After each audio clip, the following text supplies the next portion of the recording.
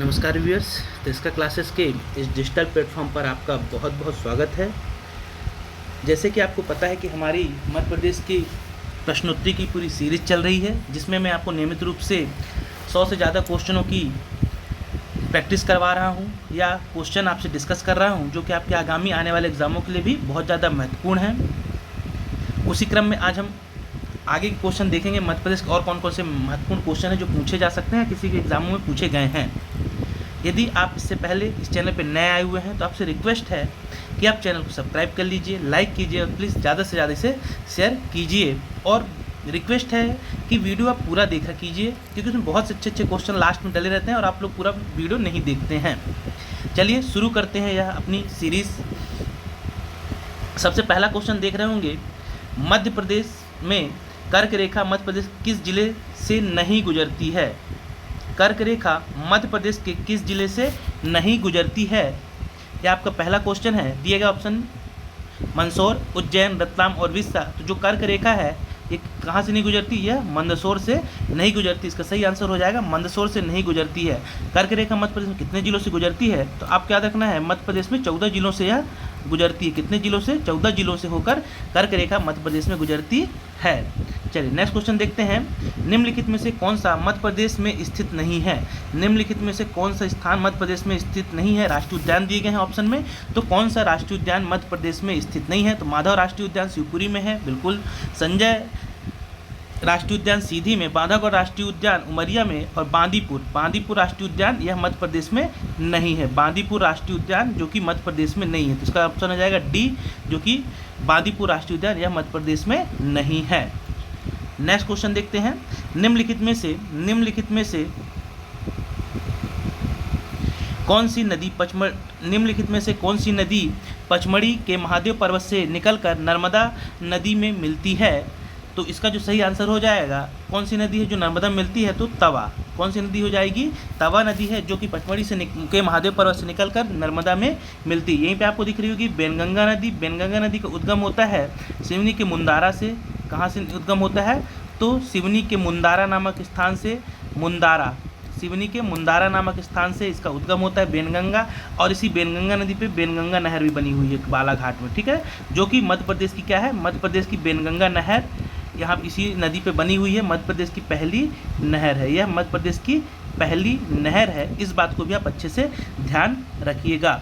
इसके अलावा अगली जो दो तवा नदी, तो याद रखिएगा यहाँ पे तवा नदी बांद्रा भान पे जहाँ पे नदी मिलती है, उसका जगह का नाम क्या है? तो बांद्रा भान है, जहाँ पे नर्मदा और तवा नदी मिलते हैं। उसके मिलन स्थल को क्या बोला जाए? बांद्रा भान है। इसे भी आप अच्छे से ध्यान में रखिएगा। चलिए नेक्स्ट क्वेश्चन देखते हैं। जीवाणु खाद्य संयंत्र कहाँ पर है? जीवाणु खाद्य संयंत्र कहाँ स्थित है? जीवाणु खाद्य संयंत्र कहाँ स्थित है? तो इसका जो सही आंसर होगा, जीवाणु खाद्य संयंत्र जो स्थित है ये भोपाल में स्थित है। मध्य प्रदेश के भोपाल में स्थित है जीवाणु खाद्य संयंत्र। चलिए नेक्स्ट क्वेश्चन देखते हैं। भरोतिया और नाहर किस जनजाति की उपजातियां हैं? नरोतिया किसकी है? तो यह बैगा की। इसका सही आंसर हो जाएगा बैगा जनजाति की यह उपजातियां हैं। भरोतिया, नरोतिया, नाहर ये सब बैगा जनजाति के अंतर्गत आती हैं। अगला क्वेश्चन है, मध्य प्रदेश का पहला सूखा बंदरगाह कहाँ स्थापित किया गया? तो मध्य प्रदेश का जो पहला सूखा बंदरगाह था यह स्थापित हुआ था कहाँ? पीथमपुर धार में आता है। पीथमपुर में यह स्थापित किया गया था मध्य प्रदेश का पहला बंदरगाह। आपको याद रखना है, यदि क्वेश्चन पूछे दूसरा बंदरगाह कौन सा था मध्य प्रदेश का दूसरा सूखा बंदरगाह, तो दूसरा था मालनपुर। सेकंड बंदरगाह था सूखा बंदरगाह। सेकंड बंदरगाह मध्य प्रदेश का सूखा बंदरगाह कौन सा था? तो मालनपुर में स्थित था दूसरा सूखा बंदरगाह। इस बात को भी आप अच्छे से ध्यान में रखिएगा। चलिए नेक्स्ट क्वेश्चन है। मकबूल फ़िदा हुसैन का संबंध निम्नलिखित में से किससे था या किस विधा से था? तो मकबूल फ़िदा हुसैन का जो संबंध था ये किससे था? यह चित्रकला से था। किससे था? चित्रकार, एक प्रसिद्ध चित्रकार है मकबूल फ़िदा हुसैन। गज़गामिनी जिनकी एक प्रसिद्ध चित्रकारी है, गज़गामिनी के नाम से बनाई हुई थी चित्र लेके, तो गज़गामिनी याद रखिएगा। तो मकबूल फ़िदा हुसैन का संबंध किससे है? तो चित्रकला से है मकबूल फ़िदा हुसैन का संबंध। नेक्स्ट क्वेश्चन है, हिंदुस्तान इलेक्ट्रोग्रेफाइट कहाँ पर स्थित है? हिंदुस्तान इलेक्ट्रोग्रेफाइट कहाँ पर है? तो हिंदुस्तान इलेक्ट्रोग्रेफाइट यह स्थित है मंडीदीप में। मंडीदीप में कहाँ पे? तो मंडीदीप कहाँ आता है? मंडीदीप आता है रायसेन में। यह रायसेन में आता है मंडीदीप, जो कि यहाँ पे स्थित है हिंदुस्तान इलेक्ट्रो ग्रेफाइट का कारखाना। चलिए नेक्स्ट क्वेश्चन देखते हैं। अगला है मध्य प्रदेश की वह पहली महिला सांसद जो लोकसभा की अध्यक्ष चुनी गई। बहुत अच्छा क्वेश्चन है ये, इस प्रकार क्वेश्चन पूछे जा सकते हैं आपसे। तो मध्य प्रदेश की वह पहली महिला सांसद जो लोकसभा की अध्यक्ष चुनी गई, तो उनका नाम है कौन सा? सुमित्रा महाजन। उनका नाम क्या है? सुमित्रा महाजन इसका राइट आंसर हो जाएगा। यदि आपको पता हो तो आप कमेंट बॉक्स में मुझे लिख के जरूर बताइए कि सुमित्रा महाजन कौन से नंबर की भारत की लोकसभा की स्पीकर रही हैं, कौन सी लोकसभा थी, उसका क्रम कौन सा था जिसकी यह स्पीकर रही हुई हैं। यदि आपको पता हो तो कमेंट बॉक्स में मुझे लिख कर बता सकते हैं। अगला है सिंगा जी और दालू जी मध्य प्रदेश के किस क्षेत्र के लोकगीतकार हैं? सिंगा जी और दालू जी मध्य प्रदेश के किस क्षेत्र का लोकगीत है? सिंगा जी ये किस क्षेत्र के हैं? तो याद रखिए ये निमाड़, इसका सही आंसर हो जाएगा ये निमाड़ होगा, निमाड़ लिखा हुआ ये निमाड़ हो जाएगा। ठीक, तो किस क्षेत्र के हैं सिंगा जी और दालू जी मध्य प्रदेश के किस क्षेत्र का लोकगीत है? तो यह निमाड़ का लोकगीत है। इसी कारण सिंगा जी को मध्य प्रदेश का निमाड़ का कबीर भी कहा जाता है, मालवा का कबीर भी कहा जाता है। किसको? सिंगा जी को। तो किस क्षेत्र में है दोनों सिंगा और दालू जी लोकगीत? यह निमाड़ क्षेत्र का है, इसे आप अच्छे से ध्यान रखिएगा। चलिए नेक्स्ट क्वेश्चन देखते हैं। सतखंडा महल किस जिले में है? सतखंडा महल किस जिले में है? सतखंडा महल मध्य प्रदेश किस जिले में है? तो इसका जो सही आंसर हो जाए सतखंडा महल आता है दतिया में। कहाँ स्थित है? सतखंडा महल स्थित है दतिया में।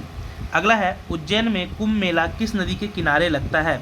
उज्जैन में आयोजित होने वाला कुंभ मेला किस नदी के किनारे लगता है? तो इसका जो सही आंसर हो जाएगा कुंभ मेले का आयोजन किया जाता है क्षिप्रा नदी के किनारे। किस नदी पे? क्षिप्रा नदी के तट पर लगता है। और कब लगता है? प्रत्येक 12 वर्ष में। प्रत्येक 12 वर्ष में इस मेले का आयोजन किया जाता है। लास्ट कब लगा था? तो याद रखिए 2016 में इस कुंभ मेले का आयोजन किया गया था। अब अगला कब लगेगा? तो याद रखिए 2028 में। कब लगेगा? 2028 में अगले कुंभ मेले का आयोजन किया जाएगा।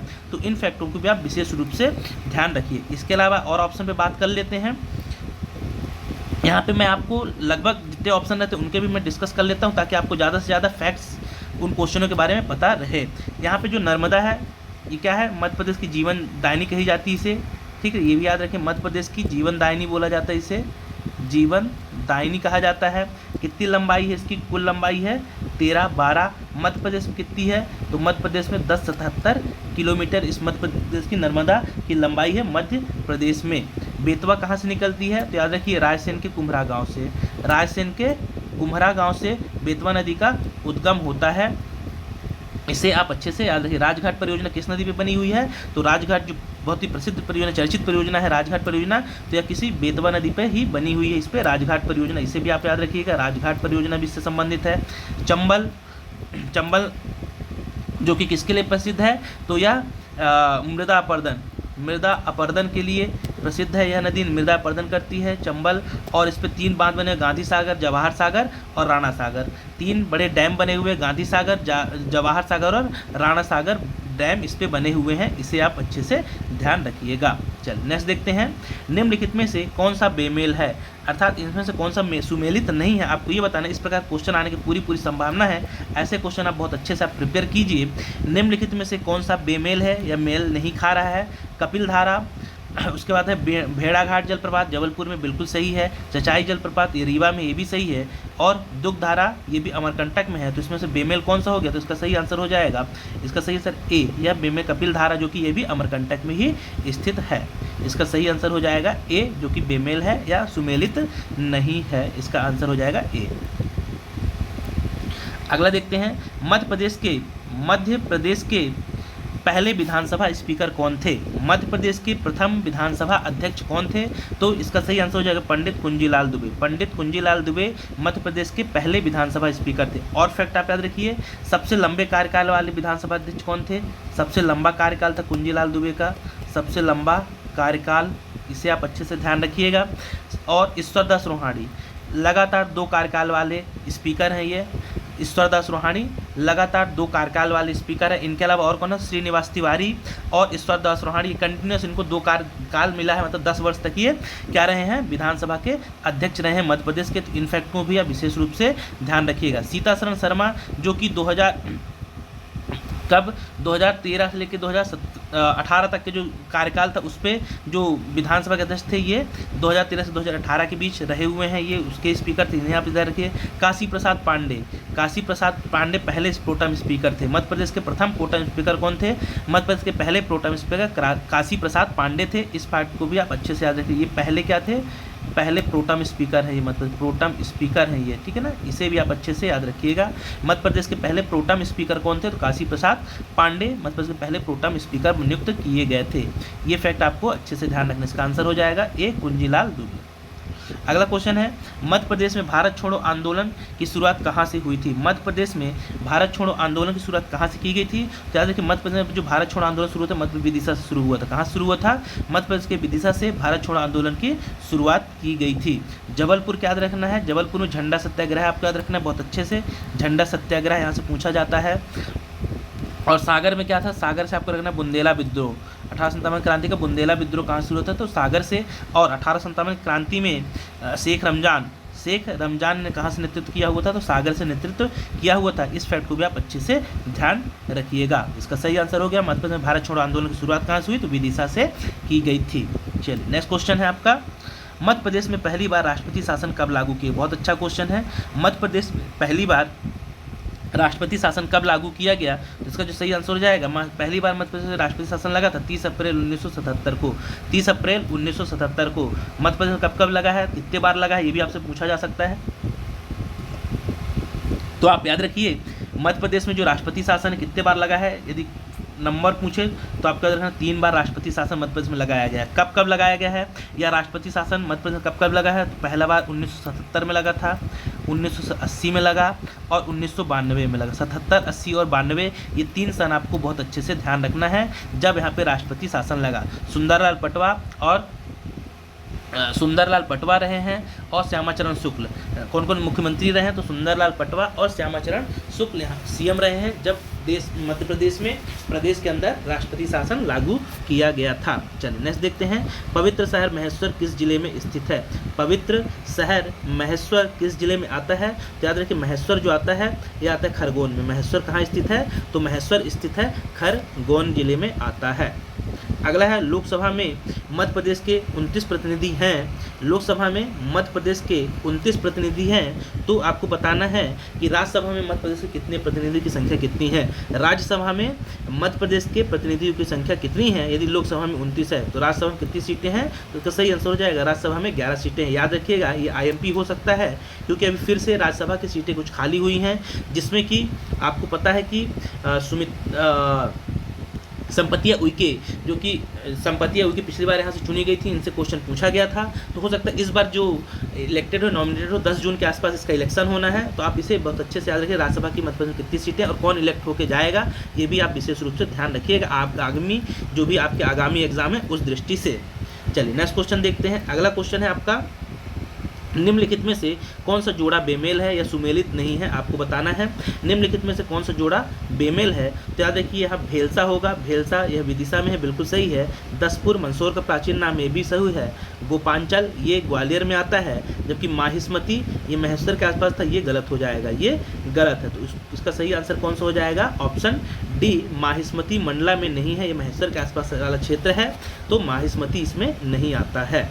चलिए नेक्स्ट क्वेश्चन देखते हैं, मध्य प्रदेश में सबसे ज़्यादा कौन सी बोली लोगों के द्वारा बोली जाती है? मध्य प्रदेश में सबसे ज़्यादा कौन सी बोली लोगों के द्वारा बोली जाती है? तो इसका सही आंसर हो जाएगा, सबसे ज़्यादा बोली बुंदेली बोली जाती है। कौन सी? बुंदेली इसका राइट आंसर हो जाएगा। अगला, निम्नलिखित में से कौन सी जगह यूनेस्को की विश्व धरोहर में शामिल नहीं है? निम्नलिखित में से कौन सी जगह यूनेस्को की विश्व धरोहर सूची में शामिल नहीं है? तो खजुराहो शामिल है, भीमबेटका भी शामिल है, सांची के बुद्ध स्मारक, सांची का बौद्ध स्तूप ये भी शामिल है। तो कौन शामिल नहीं है? विदिशा की उदयगिरी गुफाएं यह शामिल नहीं है। तो सही आंसर हो जाएगा इसका डी, विदिशा की उदयगिरी गुफा यूनेस्को की सूची में शामिल नहीं है। इनके सन भी आप कई बार मैं बता चुका हूँ, जितनी भी मैंने इसमें वीडियो बनाए हुए हैं लगभग सभी मैंने क्वेश्चन डिस्कस किया, क्योंकि पर्यटन की दृष्टि से बहुत ज़्यादा इंपॉर्टेंट हो जाता है ये फैक्ट। तो याद रखिए खजुराहो कब शामिल किया गया?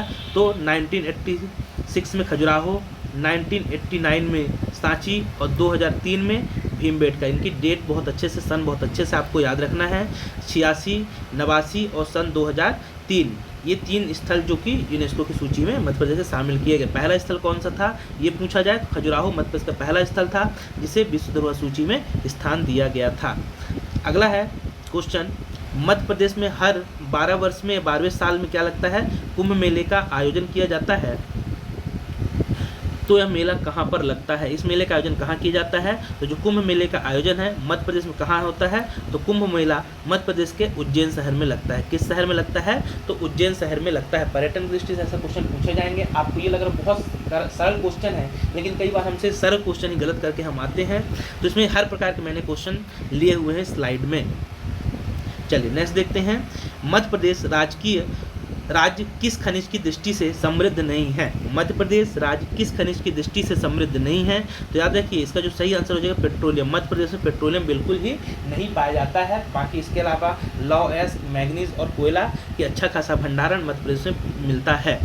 चलिए नेक्स्ट क्वेश्चन देखते हैं, हिंडोला महल मध्य प्रदेश के किस जिले में आता है। हिंडोला महल मध्य प्रदेश के किस जिले में आता है, तो हिंडोला महल जो आता है ये कहाँ आता है, धार जिले में आता है। धार में मांडू में स्थित है, मांडू के अंतर्गत आता है, तो हिंडोला महल मध्य प्रदेश के धार जिले में आता है। इसे आप अच्छे से ध्यान रखिएगा। अगला है शुरुआत 13 अप्रैल 1986 को, अच्छा ये लोक अदालत के बारे में है। राज्य में लोक अदालत का आयोजन कब हुआ था। लोक अदालत की शुरुआत हुई थी मध्य प्रदेश में 13 अप्रैल 1986 की हुई थी। तो राज्य में लोक अदालत सर्वप्रथम कहाँ पर हुई थी, तो इसका याद रखिएगा, इसका जो सही आंसर हो जाएगा बिलासपुर में हुई थी। चूँकि ये जो सन आपको दे रहा है ये डेट, इस समय MP प्लस CG, MP और CG एक रही राज्य हुआ करते थे, तो इस कारण इसका जो पहली लोक अदालत लगाई गई थी बिलासपुर में लगाई गई थी। अगला है निम्न परियोजनाएं मध्य प्रदेश की संयुक्त परियोजनाएं हैं, निम्न में से कौन सा जोड़ा बेमेल है। आपको इसमें से बेमेल बताना है, कौन सा बेमेल है।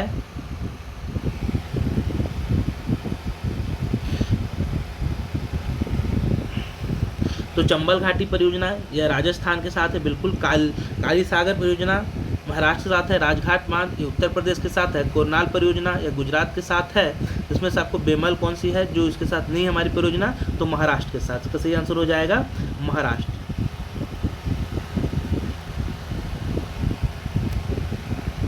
अगला है मध्य प्रदेश में चल रही सिंचाई परियोजना व नदियों के युग्म में से कौन सा जोड़ा गलत है। इनमें से आपको बताना है कौन सी परियोजना मध्य प्रदेश में नहीं है। आपको पेयर में दिए गए हैं। देखिए पहला दे रहा है बाण सागर परियोजना सोन नदी पे है, बिल्कुल सही बात है। माही परियोजना, यह माही परियोजना देखते हैं इसको आगे बाद। सम्राट अशोक सागर परियोजना हालालिप नदी पे बनी हुई है। राजघाट परियोजना बेतवा नदी पे बनी हुई है। तो इसका जो सही आंसर हो जाएगा, जो कि गलत है, कौन सा बेमेल है, तो जो है माही परियोजना या सिंधु नदी पे नहीं है। माही परियोजना किस नदी पे है, तो माही परियोजना माही नदी पर ही बनी हुई है। इसका सही आंसर ये बेमेल है। इसका सही आंसर है बी, जो कि माही परियोजना गलत है, सिंधु नदी पे नहीं माही नदी पर बनी हुई है। अगला है गोल गधेड़ों का उत्सव किस जनजाति से संबंधित नहीं है। गोल गधेड़ों का उत्सव किस जनजाति से संबंधित नहीं है, तो गोल गधेड़ों का जो संबंध किस जनजाति से है, तो एक जनजाति इसमें आपको बताना है जिससे इसका संबंध है, ये आपको बताना है। गोल गधेड़ों उत्सव किस जनजाति से संबंधित नहीं है पूछ रहा है, तो यहाँ पे थोड़ा मिसप्रिंट हो जाएगा। इसको देखिए, ये होना चाहिए था क्वेश्चन आपका किस जनजाति से संबंधित है, क्योंकि 3 में से तो नहीं संबंध हो, किसी एक से संबंध होगा। तो इसका जो किससे संबंधित है हो जाना चाहिए था। गोल गधेड़ों से किस जनजाति से संबंधित है, तो गोल गधेड़ों उत्सव जो मनाती है भील जनजाति से संबंधित है। बाकी किससे संबंधित नहीं, तो गोंड, कोरकू और कोल इनसे संबंधित नहीं है, ऐसा हो जाएगा ये। चलिए नेक्स्ट देखते हैं, मध्य प्रदेश की सिंचाई परियोजना व उनसे संबंधित जिलों के युग्मों में से कौन सा गलत है आपको बताना है। तो इसका जो सही आंसर हो जाएगा आपका, देखिए तो इसका जो सही आंसर देखते हैं कौन सा। पेंच परियोजना छिंदवाड़ा में है, बिल्कुल सही है। यह पेंच परियोजना छिंदवाड़ा में है। थावर परियोजना मंडला में है, थावर नदी पे बनी हुई परियोजना है। कोलार परियोजना ये सतना में नहीं है। कोलार परियोजना जो कि सतना में नहीं है, और कोलार परियोजना सीहोर में है, ये सही है। ये गलत हो गया। तो इसका सही आंसर क्या हो जाएगा, सी, जो कि सुमेलित नहीं है। कोलार परियोजना सतना जिले में नहीं आती है। चलिए नेक्स्ट क्वेश्चन देखते हैं, किस जनजाति में सेवा विवाह की प्रथा है। किस जनजाति में सेवा विवाह की प्रथा है, तो इसका सही आंसर हो जाएगा किस जनजाति में सेवा विवाह की प्रथा है। तो इसका सही हो जाता है सेवा प्रथा जो होती है या किसमें होती है, भीलों में। किसमें, भील जनजाति में पाई जाती है।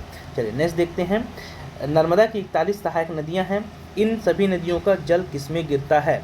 नर्मदा की जो 41 सहायक नदियां हैं, तो इनका जल कहाँ पे जाकर समापन कहाँ पे होता है आपको ये बताना है। तो बहुत ही अच्छा क्वेश्चन है। तो याद रखिए नर्मदा की नदी का समापन कहाँ पे होता है, तो खंभात की खाड़ी। इसका सही आंसर हो जाएगा खंभात की खाड़ी में इसका समापन होते जल जाके गिरता है। निम्न में से चंदेल वंश की राजधानी रही है, निम्न में से कौन सा स्थान था जो चंदेलों की राजधानी रही है, तो याद रखिए चंदेलों की जो राजधानी थी इसका सही आंसर है नोहटा। नोहटा कहाँ आता है, दमोह डिस्ट्रिक्ट में आता है। तो नोहटा जो थी चंदेलों की राजधानी रह चुकी है। अगला है मध्य प्रदेश में हिंदी ग्रंथ अकेडमी की स्थापना कब हुई। मध्य प्रदेश में हिंदी ग्रंथ अकेडमी की स्थापना कब हुई, तो हिंदी ग्रंथ अकेडमी की स्थापना 1969 में भोपाल में की गई। कहाँ पे की गई, भोपाल में 1969 में हिंदी ग्रंथ अकेडमी की स्थापना की गई। राज्य में ऋतु वेधशाला किस नगर में स्थित है, राज्य में ऋतु वेधशाला कहाँ पर स्थित है, तो इंदौर में स्थित है मौसम वेधशाला या ऋतु वेधशाला। चलिए नेक्स्ट क्वेश्चन देखते हैं। आलाखंड किसकी रचना है, बहुत अच्छा क्वेश्चन है। आलाखंड किसकी रचना है, तो इसका जो सही आंसर हो जाएगा, इसके लेखक है जगनिक। आलाखंड किसकी रचना है, तो आलाखंड रचना है जगनिक, इसका सही आंसर हो जाएगा। अगला है मध्य प्रदेश का उच्च न्यायालय जबलपुर में स्थित है, तो उच्च न्यायालय की खंडपीठ किस जिले में स्थित है। उच्च न्यायालय की जो खंडपीठें हैं ये कहाँ कहाँ स्थित है, तो इसका सही आंसर हो जाएगा इंदौर व ग्वालियर। इंदौर और ग्वालियर दोनों ही जगहों पर मध्य प्रदेश खंडपीठें हैं। कब बनाई गई थी, तो याद रखिए 1968 में, 1968 में ये खंडपीठें 1968 में स्थापित की गई थी। अच्छा क्वेश्चन है, इसे ध्यान रखिएगा। मध्य प्रदेश के निम्नलिखित राज्यपालों में से किसका कार्यकाल सबसे कम रहा है, बहुत अच्छा क्वेश्चन है। मध्य प्रदेश के निम्नलिखित राज्यपालों में से किसका कार्यकाल सबसे कम रहा है, तो इसका जो सही आंसर हो जाएगा, इसका सही आंसर हो जाएगा पट्टाभी सीतारामैया। सही आंसर क्या हो जाएगा, वी पट्टाभी सीतारामैया, जिनका राज्यपाल के रूप में सबसे कम कार्यकाल रहा है। इसे आप अच्छे से ध्यान रखिएगा। और सबसे पहले राज्यपाल भी कौन थे, मध्य प्रदेश के पट्टाभी सीतारामैया थे। सरला अग्रवाल पहली महिला राज्यपाल थी मध्य प्रदेश की, इन्हें अच्छे से ध्यान रखिए। अगला है स्वांग किस क्षेत्र का लोकनाट्य है। स्वांग किस क्षेत्र का लोकनाट्य है, तो इसका जो सही आंसर हो जाएगा, स्वांग किस क्षेत्र में आता है, तो यह आता है बुंदेलखंड का। कहाँ का है लोकनाट्य, बुंदेलखंड का लोकनाट्य है स्वांग। चलिए नेक्स्ट क्वेश्चन देखते हैं। अगला क्वेश्चन है आम अनुसंधान केंद्र कहाँ पर स्थित है। बहुत अच्छा क्वेश्चन, आम अनुसंधान केंद्र कहाँ, अच्छा क्वेश्चन इस डिस्ट्रिक्ट में, इसमें आपको अधिक से अधिक मैं जानकारियाँ दे पाऊंगा। इस प्रकार के इसके ऑप्शन सेट हैं। तो आम अनुसंधान केंद्र पहले देखते हैं। आम अनुसंधान केंद्र मध्य प्रदेश का आम अनुसंधान केंद्र कहाँ पर स्थित है, तो मध्य प्रदेश का जो आम अनुसंधान केंद्र स्थित है ये गोविंदगढ़ रीवा में स्थित है। इसका सही आंसर हो जाएगा गोविंदगढ़ रीवा। इसका देखिए नरसिंहपुर में क्या स्थित है, तो नरसिंहपुर में आपका गन्ना अनुसंधान केंद्र है। गन्ना अनुसंधान केंद्र कहाँ है, नरसिंहपुर में है। बवई में क्या स्थित है, तो आपको याद रखना है बवई में स्थित है क्या, गेहूं अनुसंधान केंद्र। क्या स्थित है, गेहूं अनुसंधान केंद्र बवई में स्थित है। तो ये दो फैक्ट भी आप अच्छे से याद रखिएगा।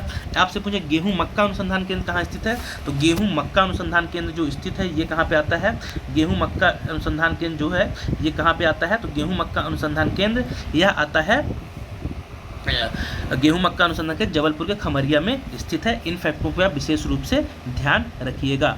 चलिए नेक्स्ट आगे देखते हैं। अगला क्वेश्चन, मध्य प्रदेश की गंगा किस नदी को कहा जाता है। मध्य प्रदेश की गंगा किस नदी को कहा जाता है, तो मध्य प्रदेश की जो गंगा कहा जाता है ये कहा जाता है बेतवा को। मध्य प्रदेश की गंगा किसे कहा जाता है, तो मध्य प्रदेश की गंगा कहा जाता है बेतवा को। अगला छिप्रा, इसे क्या कहा जाता है, छिप्रा को क्या कहा जाता है, तो छिप्रा को कहा जाता है मालवा की गंगा। छिप्रा को क्या कहा जाता है, छिप्रा को कहा जाता है मालवा की गंगा। नर्मदा ये क्या है मध्य प्रदेश की, इसे क्या बोला जाए, मध्य प्रदेश की जीवन दायिनी। मध्य प्रदेश की जीवन दायिनी किस नदी को कहा जाता है, तो मध्य प्रदेश की जीवन दायिनी नदी कहलाती है कौन सी, नर्मदा कहा जाता है। अगला है ऑप्शन आपका चंबल। सबसे साफ नदी कौन सी, सबसे स्वच्छ नदी किसे माना जाता है, तो देश में सबसे स्वच्छ नदी कौन सी है, तो सबसे स्वच्छ नदी है चंबल, सबसे साफ नदी है। ठीक, मध्य प्रदेश सबसे साफ नदी कौन सी, तो चंबल सबसे साफ नदी मानी जाती है। ये फैक्ट भी आप विशेष रूप से ध्यान रखिएगा, ये भी आपके लिए इंपॉर्टेंट हो सकते हैं। इसका बेतवा हो जाएगा सही आंसर। अगला है कपास अनुसंधान केंद्र कहाँ पर स्थित है, चलिए देखते हैं। कपास अनुसंधान केंद्र कहाँ स्थित है, तो कपास अनुसंधान केंद्र आता है खरगोन में। कहाँ पर स्थित है, खरगोन में है। आपको याद रहे खंडवा में क्या स्थित है, तो खंडवा में आपको याद रखना है जैविक कपास अनुसंधान केंद्र। जैविक कपास अनुसंधान केंद्र यह कहाँ पे स्थित है, जैविक कपास अनुसंधान केंद्र या खंडवा में स्थित है। इसके अलावा आपको जो और ऑप्शन दिख रहे हैं इनमें डिस्कस कर लेते हैं। इसके बाद आपको दिख रहा है बड़वानी में क्या स्थित है, चावल अनुसंधान केंद्र। मध्य प्रदेश का चावल अनुसंधान केंद्र कहाँ स्थित है, तो मध्य प्रदेश का चावल अनुसंधान केंद्र बड़वानी में स्थित है। इसे भी आप अच्छे से ध्यान रखिएगा। अगला है द्रोणाचार्य पुरस्कार किन व्यक्तियों को दिया जाता है। ये क्वेश्चन पिछली सीरीज़ में मैंने डिस्कस किया हुआ था, वहाँ पे कुछ और रूप से पूछा गया था। फिर देखते हैं द्रोणाचार्य पुरस्कार किन व्यक्तियों को दिया जाता है। यहाँ पे पूछ रहा है आपसे द्रोणाचार्य पुरस्कार पूछ रहा है, याद रखिएगा द्रोणाचार्य पुरस्कार किन व्यक्तियों को दिया जाता है। ये मध्य प्रदेश 3 पुरस्कार देती है, विक्रम, एकलव्य और विश्वामित्र। ठीक है, ये द्रोणाचार्य पुरस्कार जो है यह भारत सरकार के द्वारा दिया जाता है। ये भी किसको दिया जाता है, तो ये भी प्रशिक्षकों को दिया जाता है। याद रखिए यह मध्य प्रदेश का पुरस्कार नहीं है, मध्य प्रदेश का नहीं है पुरस्कार। ठीक, इसमें कन्फ्यूज़न होता है बहुत ज़्यादा। तो यह द्रोणाचार्य भारत सरकार के द्वारा दिया जाता है। विश्वामित्र पुरस्कार यह दिया जाता है मध्य प्रदेश सरकार के द्वारा, इसे आप अच्छे से ध्यान रखिएगा। अगला है मध्य प्रदेश में मिट्टी परीक्षण प्रशिक्षण संस्थान कहाँ है। मध्य प्रदेश में मिट्टी परीक्षण प्रशिक्षण संस्थान कहाँ है, तो यह स्थित है भोपाल में। मध्य प्रदेश के वाल्मी भोपाल में स्थित है मिट्टी परीक्षण प्रशिक्षण संस्थान। अगला है निम्न में से कौन सी नदी यमुना में नहीं मिलती है। निम्न में से कौन सी नदी है जो यमुना में नहीं मिलती है, तो देखिए चंबल, ये भी यमुना में जाके मिलती है, बेतवा यमुना में, सोन तो जो कौन नहीं मिलती है, तो याद रखिए जो कौन सी नदी आपको इसमें बताना है कि यमुना में नहीं मिलती है इनमें से दी गई नदी, तो चंबल यमुना में जाके मिलती है। तो इसका जो सही आंसर हो जाएगा आपका कौन सी नदी नहीं मिलती यमुना में, तो सोन नदी जो है, सोन नदी यह यमुना में नहीं मिलती है। सोन नदी किस में मिलती है, सोन नदी गंगा में जाके मिलती है। किस में जाके मिलती है, तो यह गंगा में जाके मिलती है। बाकी चंबल बेतवा ये सभी नदी किस में मिलती हैं, यह यमुना में जाकर मिल जाती हैं। चलिए नेक्स्ट क्वेश्चन है जैव ईंधन के लिए कौन सी फसल उपयोग में की जाती है, उपयोग में लाई जाती है। जैव ईंधन के लिए कौन सी फसल उपयोग की जाती है, तो रतन जोत, जेट्रोफा जिसे बोला जाता है, रतन जोत जैव ईंधन के लिए प्रयुक्त होने वाली फसल है। अगला है मध्य प्रदेश में कौन सी मिट्टी सर्वाधिक पाई जाती है। मध्य प्रदेश में कौन सी मिट्टी सर्वाधिक पाई जाती है, तो मध्य प्रदेश में सबसे ज़्यादा काली मिट्टी पाई जाती है। कितने परसेंट, यदि परसेंटेज पूछे तो लगभग 47% के आसपास यह मिट्टी पूरे मध्य प्रदेश में पाई जाती है। काली मिट्टी मध्य प्रदेश में सर्वाधिक मात्रा में पाई जाती है। इसके अन्य नाम भी आपको याद रखना है, कभी क्वेश्चन ऐसे घुमा के पूछता है। तो इसी मिट्टी को कहा जाता है, कौन सी मिट्टी, इसी मिट्टी को रेगुर मिट्टी कहा जाता है।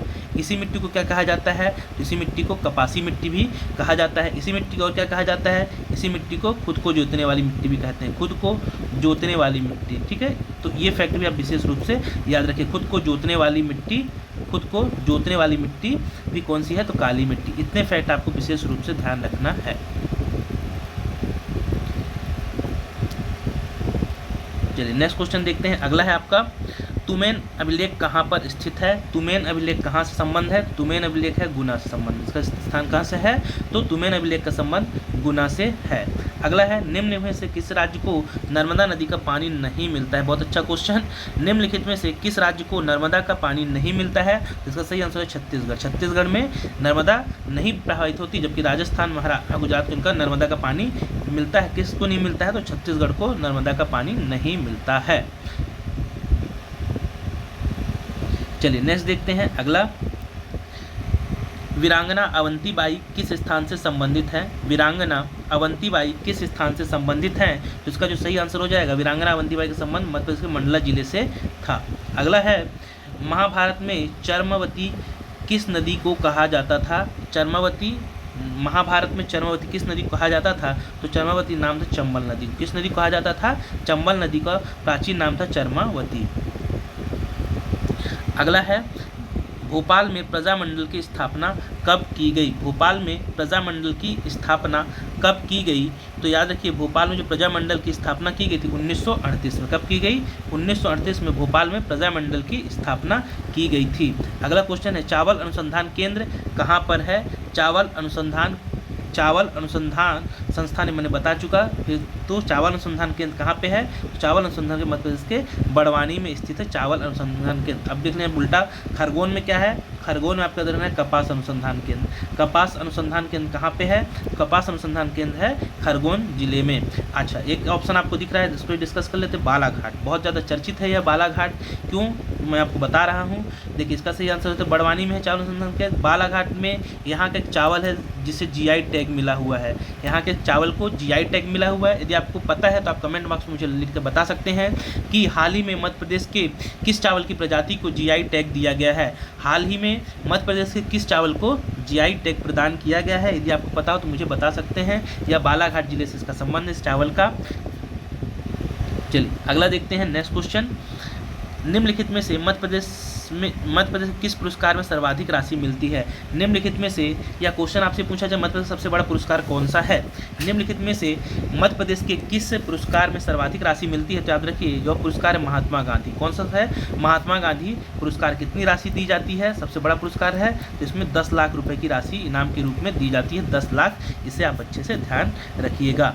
चलिए अगला है, मध्य प्रदेश के किस जिले को मध्य प्रदेश का लखनऊ कहा जाता है? मध्य प्रदेश के किस जिले को मध्य प्रदेश का लखनऊ कहा जाता है? तो सिवनी को मध्य प्रदेश का लखनऊ कहा जाता है। मध्य प्रदेश के सिवनी को मध्य प्रदेश का लखनऊ कहा जाता है। आपको दिख रहा है इंदौर, इंदौर को क्या बोला जाता है? तो इंदौर को बोला जाता है मिनी मुंबई। पिछले स्लाइड में जो पिछले वीडियो आया तो उसमें मैंने डिस्कस किया हुआ था। इंदौर को ही औद्योगिक खेल राजधानी का दर्जा प्राप्त है। औद्योगिक व खेल राजधानी है कौन सा? इंदौर। इंदौर में ही वित्त निगम का मुख्यालय है। इंदौर में ही वित्त निगम का क्या है? मुख्यालय है। यही इंदौर स्वच्छता में 5वीं बार क्या है? टॉप पे आया है देश में। स्वच्छता में देश का सबसे स्वच्छ शहर भी कौन सा है? तो स्वच्छता में देश का सबसे स्वच्छ शहर भी इंदौर है। तो इतने सारे फैक्ट आपको इसमें विशेष रूप से आप ध्यान रखिएगा, आपके लिए बहुत ज़्यादा यह इंपॉर्टेंट हो सकते हैं। तो इसका सही आंसर क्या मैंने बताया? इसका सही आंसर होगा मध्य प्रदेश का लखनऊ सिवनी को कहा जाता है। चलिए नेक्स्ट क्वेश्चन है, खनिज की दृष्टि से कौन सा प्राकृतिक क्षेत्र सर्वाधिक धनी है? तो खनिज की दृष्टि से कौन सा क्षेत्र है जहां सबसे ज़्यादा खनिज पाए जाते हैं? तो याद रखिए ये जो क्षेत्र है जिसमें सबसे ज़्यादा खनिज मिलते हैं, यह खनिज कौन सा है, किस क्षेत्र में पाया जाता है? तो सबसे जो ज़्यादा खनिज पाए जाते हैं दिए गए ऑप्शन में से, तो खनिज की दृष्टि से सर्वाधिक प्राकृतिक क्षेत्र कौन सा धनी है? तो सतपुड़ा मैकल श्रेणी। इसका सही आंसर है सतपुड़ा मैकल श्रेणी, इसका राइट आंसर हो जाएगा। अगला है, मध्य प्रदेश के किस जिले में विक्रमादित्य की राजधानी स्थित थी? मध्य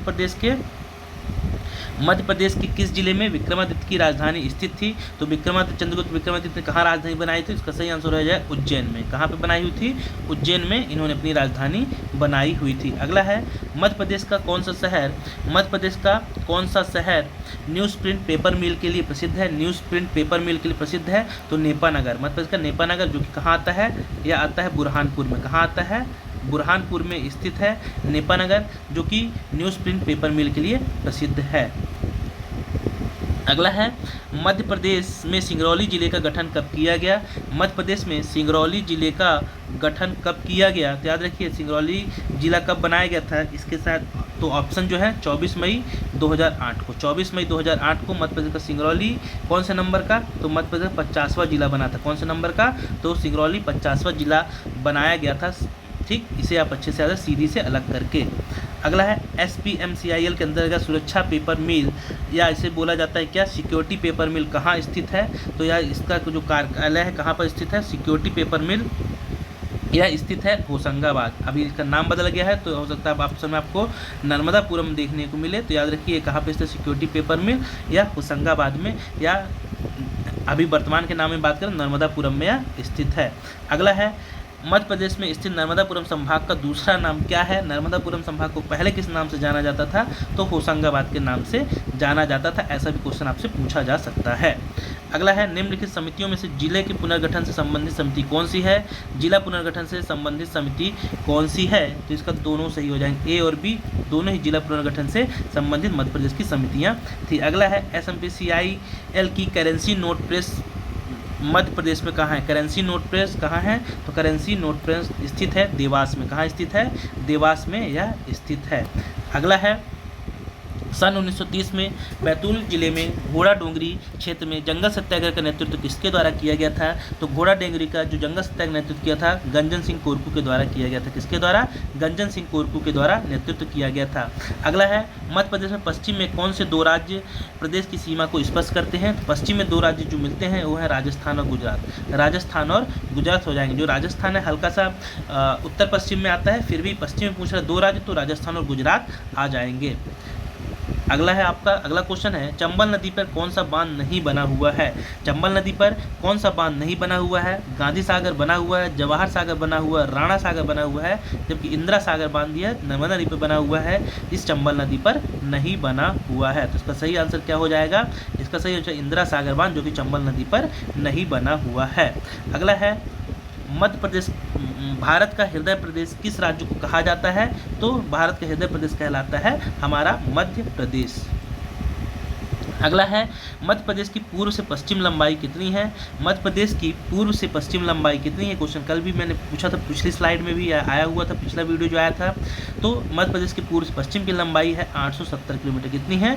870 किलोमीटर मध्य प्रदेश की पूर्व से पश्चिम की लंबाई है। जबकि यहाँ पे आपको एक ऑप्शन दिख रहा है 605 किलोमीटर। यह उत्तर से दक्षिण की लंबाई है मध्य प्रदेश की, उत्तर से दक्षिण की लंबाई है 605 किलोमीटर। अगला है, मध्य प्रदेश में सतपुड़ा की रानी किसे कहा जाता है? मध्य प्रदेश में सतपुड़ा की रानी किसे कहा जाता है? तो पचमढ़ी को मध्य प्रदेश की सतपुड़ा की रानी कहा जाता है। सर्वाधिक वर्षा वाला मध्य प्रदेश का मासिन राम भी इसी पचमढ़ी को बोला जाता है। चलिए नेक्स्ट क्वेश्चन देखते हैं, मध्य प्रदेश में कितने टाइगर रिजर्व हैं? मध्य प्रदेश में कितने टाइगर रिजर्व हैं? तो याद रखिए मध्य प्रदेश में 6 टाइगर रिजर्व हैं। वर्तमान में मध्य प्रदेश में 6 टाइगर रिजर्व हैं, इसे आप अच्छे से ध्यान रखिएगा। अगला है, बाणसागर बांध का निर्माण किस नदी पर किया गया है, या बाणसागर परियोजना किस नदी पर स्थित है? तो यह स्थित है सोन नदी पर। किस नदी पर स्थित है? तो सोन नदी पर स्थित है बाणसागर परियोजना। अगला है आपका, मध्य प्रदेश में कुल कितने हवाई अड्डे हैं? मध्य प्रदेश में कुल कितने हवाई अड्डे हैं? इसका सही आंसर हो जाएगा मध्य प्रदेश में कुल 5 हवाई अड्डे हैं। अगला है, हेलियोडोरस का प्रसिद्ध स्तंभ कहाँ स्थित है? हेलियोडोरस का प्रसिद्ध स्तंभ कहाँ स्थित है? हेलियोडोरस का जो स्तंभ है यह कहाँ पे स्थित है? विदिशा में स्थित है। इसी हेलियोडोरस के स्तंभ क्या बोला जाता है वर्तमान में? से खाम बाबा। आप याद रखिए नाम इसका खाम बाबा के नाम से आधुनिक समय में जाना जाता है, खाम बाबा के नाम से इसे ही जाना जाता है। हेलियोडोरस का जो स्तंभ है इसे खाम बाबा के नाम से हम जानते हैं। चलिए नेक्स्ट क्वेश्चन देखते हैं, समारोह और उनके आयोजन स्थल में से कौन सा जोड़ा सही नहीं है, या कौन सा जोड़ा असत्य है या गलत है? समारोह और उनके आयोजन स्थल दिए गए हैं, तो इसमें तानसेन संगीत समारोह ग्वालियर में होता है, सही है। ध्रुपद संगीत समारोह भोपाल में होता है।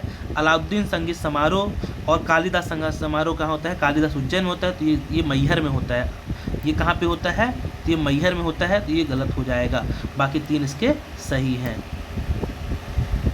चलिए नेक्स्ट देखते हैं, विंध्याचल श्रेणी में सबसे ऊंची चोटी कौन सी है? विंध्याचल श्रेणी में सबसे ऊंची चोटी कौन सी है? तो इसका नाम है गुडविल चोटी। क्या नाम है? गुडविल चोटी विंध्याचल की सबसे ऊंची चोटी है। इसी का दूसरा नाम और मिलेगा, तो इसे बोला जाता है सद्भावना शिखर। इसे भी याद रखिए, क्या बोला जाता है? सद्भावना शिखर। इसी का नाम है हिंदी वर्जन, इंग्लिश गुडविल चोटी, और हिंदी बोला जाता है सद्भावना शिखर बोला जाता है, जो कि विंध्याचल पर्वत की सबसे ऊंची चोटी है। अगला है, मध्य प्रदेश की रेलवे लाइन निम्न में से किसके अंतर्गत नहीं पड़ती है? तो मध्य प्रदेश की जो रेलवे लाइन है पूर्वी रेलवे के अंतर्गत नहीं आती, कोई पूर्वी रेलवे के अंतर्गत नहीं आती, इसका सही आंसर हो जाएगा। जबकि पश्चिम मध्य रेलवे भी, इसका मुख्यालय कहाँ पे? पश्चिम मध्य रेलवे का यह जबलपुर में है, इसे भी आप अच्छे से ध्यान रखिएगा। अगला है, रायसेन के किले का निर्माण किसने कराया था? रायसेन के किले का निर्माण किसके द्वारा करवाया गया था? तो रायसेन के किले का जो निर्माण था राजा राज बसंती के द्वारा करवाया गया था। सही आंसर हो जाएगा राजा राज बसंती के द्वारा। राजा कीर्तिपाल के द्वारा कौन सा किला? तो याद रखिए चंदेरी का किला। चंदेरी का किला राजा कीर्तिपाल के द्वारा बनवाया गया था। पन्ना का किला यह राजा अजयपाल के द्वारा पन्ना का किला बनवाया गया था। इन्हें भी आप अच्छे से ध्यान रखना है। लास्ट स्लाइड आपकी आज की, इसको जल्दी से करते हैं क्योंकि अब वीडियो बहुत ज़्यादा लंबा हो रहा है, तो जल्दी जल्दी इसके ऑप्शन देखते जाते हैं कौन सही हो सकता है। पहला क्वेश्चन आपका देख रहे हैं, मध्य प्रदेश में न्यूज़ प्रिंट कारखाना कहाँ पर स्थित है? तो यह स्थित है न्यूज़ प्रिंट कारखाना, जो कि स्थित है कहाँ पे? यह नेपानगर में स्थित है। डिस्कस हो चुका है क्वेश्चन। अगला क्वेश्चन है, मध्य प्रदेश के प्रमुख कपास उत्पादन वाला क्षेत्र कौन सा है? कपास का उत्पादन वाला क्षेत्र इनमें से कौन सा है? तो याद रखिए जो कपास का उत्पादन होता है पश्चिमी मध्य प्रदेश में होता है। कहाँ होता है? पश्चिमी मध्य प्रदेश का राइट आंसर हो जाएगा। अगला है, मध्य प्रदेश में तेल शोधन कारखाना किस जिले में प्रस्तावित है? तेल शोधन कारखाना ये प्रस्तावित किया गया, तो ये कहाँ पे है तेल शोधन कारखाना? या सागर जिले में है। ओमान में खोला गया ना, ओमान, के सहयोग से, ओमान के सहयोग से सागर जिले में बीना सागर में यह स्थापित किया गया है। अगला है मध्य प्रदेश के वार्षिक बजट में सबसे अधिक आय का स्रोत क्या है? मध्य प्रदेश के वार्षिक बजट में सबसे अधिक आय का स्रोत क्या है? तो विक्रय कर। आपको इसमें ध्यान रखना है, सही आंसर हो जाएगा इसका विक्रय कर, इसका राइट आंसर हो जाएगा। अगला है मध्य प्रदेश की अंतिम जनगणना के अनुसार, मध्य प्रदेश की अंतिम जनगणना के अनुसार मध्य प्रदेश में स्त्री पुरुष का अनुपात कितना है? तो लिंगानुपात मतलब कितना है? 931, 1000 पुरुषों पर 931, इसका राइट आंसर हो जाएगा। अगला है मध्य प्रदेश में 2011 की अंतिम जनगणना के अनुसार पुरुष महिला में साक्षरता प्रतिशत कितना है? पुरुष महिला का साक्षरता प्रतिशत, तो इसका ए ऑप्शन सही हो जाएगा, 78.7 पुरुषों का है साक्षरता दर, जबकि महिलाओं की साक्षरता दर 59.2% है। अगला क्वेश्चन है मध्य प्रदेश में निम्नलिखित में से कौन सी अनुसूचित जनजाति पाई जाती है? मध्य प्रदेश में कौन सी अनुसूचित जनजाति पाई जाती है? तो मड़िया। कौन सी? मड़िया अनुसूचित जनजाति मध्य प्रदेश में पाई जाती है। चलिए नेक्स्ट देखते हैं। अगला है आपका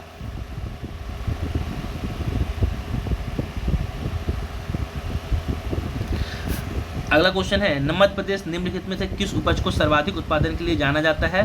तो मध्य प्रदेश में सर्वाधिक उपज होती है सोयाबीन, इसका राइट आंसर हो जाएगा सोयाबीन। मध्य प्रदेश में कितने जिले हैं वर्तमान में? तो 52 जिले हैं, इसका सही आंसर हो जाएगा 52। नवीनतम जिला कौन सा? तो निवाड़ी नवीनतम जिला है। अगला क्वेश्चन है आपका कौन सी इकाई सार्वजनिक क्षेत्र की नहीं है? निम्न में से कौन सी इकाई सार्वजनिक क्षेत्र की नहीं है? इसका हो जाएगा अल्काइड फैक्ट्री नीमच। अल्काइड फैक्ट्री जो कि नीमच में है, ये सार्वजनिक क्षेत्र की इकाई नहीं है। अगला है 2011 की जनगणना के अनुसार, 2011 की जनगणना के अनुसार मध्य प्रदेश की शहरी जनसंख्या कितनी है? तो याद रखिए मध्य प्रदेश की शहरी जनसंख्या है यह है 2,69,405, 2,69,405 करोड़ इसकी जनसंख्या है, जो कि मध्य प्रदेश की शहरी जनसंख्या है। अगला है 2011 की अंतिम जनगणना के अनुसार मध्य प्रदेश की जनसंख्या का घनत्व कितना है? डेंसिटी कितनी है? तो 236, इसका सही आंसर हो जाएगा 236। अगला है वर्ष 2011 की अंतिम जनगणना के आधार पर मध्य प्रदेश की ग्रामीण जनसंख्या कितनी है? तो ग्रामीण जनसंख्या है 525,57440, इसका सही आंसर हो जाएगा। अगला है मध्य प्रदेश, अगला है आपका नेक्स्ट क्वेश्चन, मध्य प्रदेश में सबसे अधिक क्षेत्र में कौन सी फसल बोई जाती है? सर्वाधिक क्षेत्र में बोई जाने वाली फसल चावल है। मध्य प्रदेश का सर्वाधिक सोयाबीन उत्पादन क्षेत्र कौन सा है? तो सर्वाधिक सोयाबीन जो होता है यह कहाँ पे होता है? पूर्वी निमाड़ में होता है, पूर्वी निमाड़ इसका राइट आंसर हो जाएगा। तो ये थे आपके 100 से अधिक क्वेश्चनों के पूरे संग्रह, जो कि आपके आगामी आने वाले एग्जामों के लिए निश्चित रूप से बहुत ज़्यादा उपयोगी होंगे। आपको वीडियो कैसा लगा? यदि वीडियो अच्छा लगा हो तो आप चैनल को सब्सक्राइब कर लीजिए, वीडियो को लाइक कीजिए और ज़्यादा से ज़्यादा शेयर कीजिए। फिर मिलते हैं किसी वीडियो के साथ, नए वीडियो के साथ, तब तक के लिए बहुत बहुत धन्यवाद।